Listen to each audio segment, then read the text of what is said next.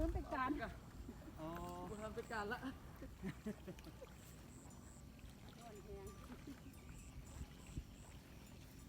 การเป็นหนองแป้งคุณน่ะ โอ้ ไอ้หนองแป้ง เดี๋ยวใต้ เกี่ยวที่มือวะ เที่ยวจะขึ้นทางด่วนอยู่อันบ่อย เออ โอ้ทันอยู่ทันด่วน เขาได้ปลาก็อยากมาขัดได้ก่อนเขาก็ซื้อมองไม่ไหม้มาใส่ เออ เห็นพวกฟองได้ปลาก็มาใส่ละมัน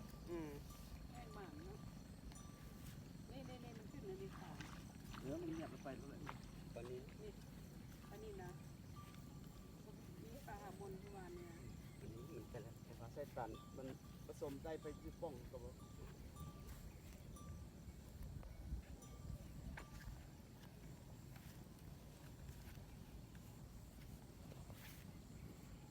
เฮ้ยนั่นเราได้เห็น จะได้ดี นั่นนะสวิงนะ ก็วิ่งเราได้หลายบท นี่ตกเข้าอันนั้นที่เด้อแม่ผสมนี่จะได้ ย่าง ปลา ไปแล้วแม่ย่างผ่าเราแล้ว